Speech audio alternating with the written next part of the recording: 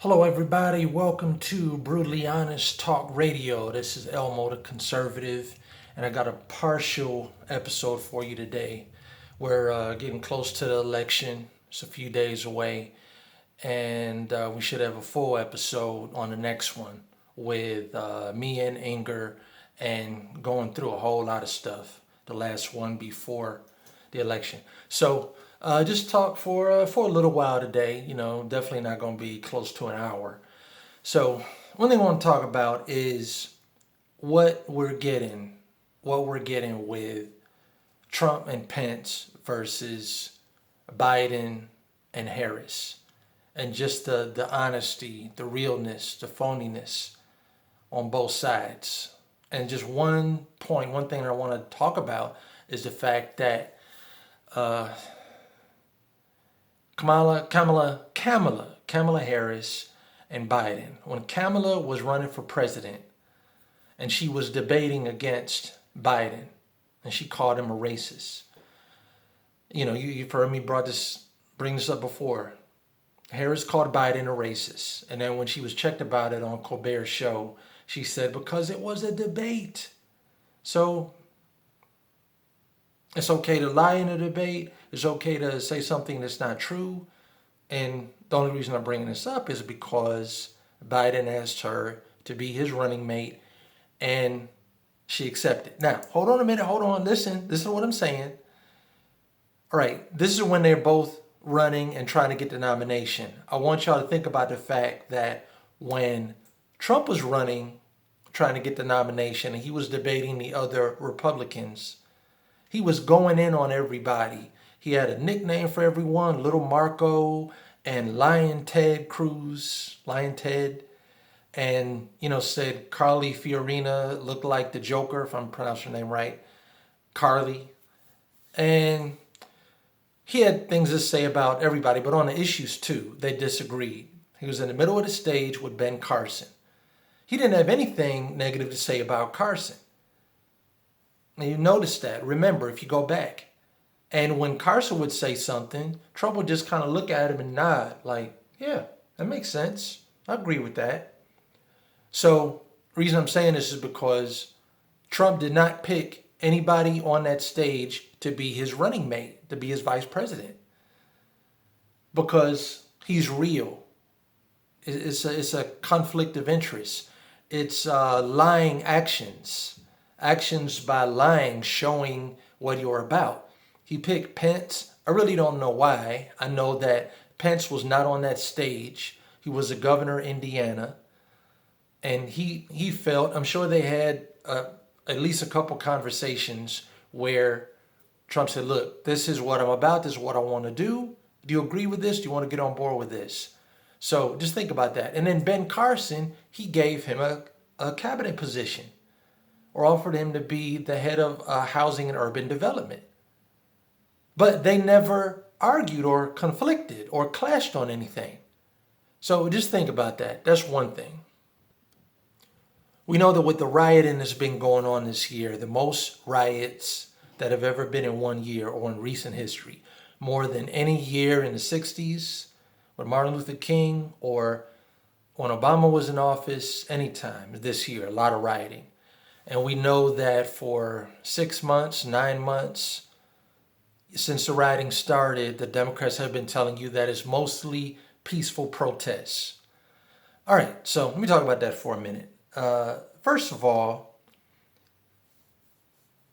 saying that it's mostly peaceful protests, it doesn't matter if most of the people that are protesting are not being violent, because a few bad apples spoiled a bunch or spoiled a barrel. All right? It's a problem. There's been a lot of rioting going on in many cities. And saying that most of them are peaceful, that's not addressing the problem. You should want somebody that wants to deal with it, to call it out and say that it's wrong. I know it took up until a month or a month and a half ago where Biden finally said something against the rioters. But he still wasn't specific. He said, you break the law, you go to jail. Okay, can you be more specific? Because everybody that breaks the law is going to jail, hopefully. That includes murderers, rapists, thieves, people that are embezzling funds, everything. What he needed to say, look, if you're going to be violent, if you're going to hurt people, if you're going to destroy property, then you're going to jail. You're going to be punished. Rioting is wrong. The only kind of protest that is good or that matters is a peaceful protest. I just call it protest. I want to keep it simple. All of these people this year that were out protesting, demonstrating, busting up property, attacking cops, they all fall into one of two categories: protesters or demonstrators, another category, rioters. That's it. All it takes is one Molotov cocktail that you throw at 10 police officers or a police car or any car. And if there's other people out there, I guess you need more than one person to have a riot, but that's breaking the law.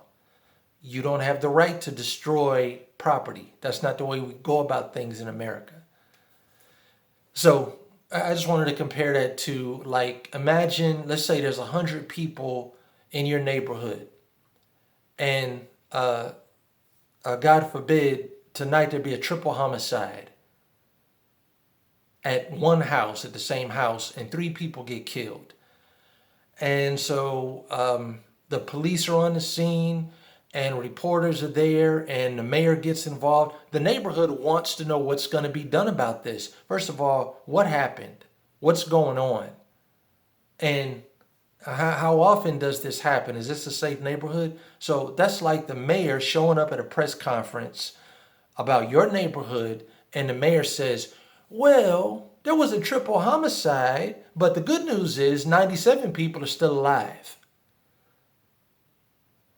Right. Okay. So I'm saying most of the people in your neighborhood don't have to get killed or be a victim of crime for it to be a bad neighborhood or unsafe neighborhood.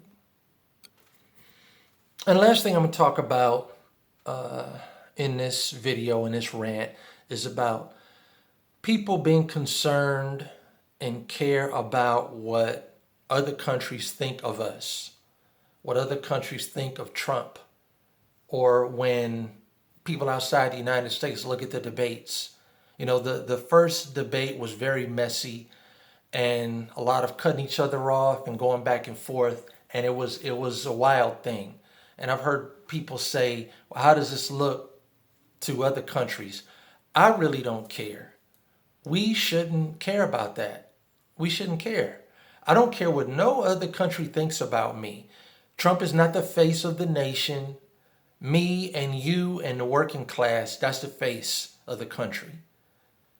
And the people who care about what other countries think of us and how we talk, how we act, and we want to be nice and everyone have a favorable opinion, these are the same people who stand in front of the closet every day wondering what they should wear because they care about what other people think when they see their clothes on them. Or what are their friends going to think? Or just people in general, people in public. And they go through thinking about that. It's not something I ever think about. When I buy my car and the make and the model and the color, I need to like it. That's all that matters. And if I'm not infringing on your rights, then mind your business and stay over there where you are. I don't care. I don't care. And we shouldn't care. Unapologetically American, free, with all the problems that we have, still the greatest country in the world. With Trump in office, still thousands of illegal immigrants sneaking in here every week. I mean, if they're at a part of the border where there is no wall and it's harder for them to, if they're able to get in and they're able to sneak around it. Everybody knows who Trump is, and we know how the media has portrayed him and everything that they've shown.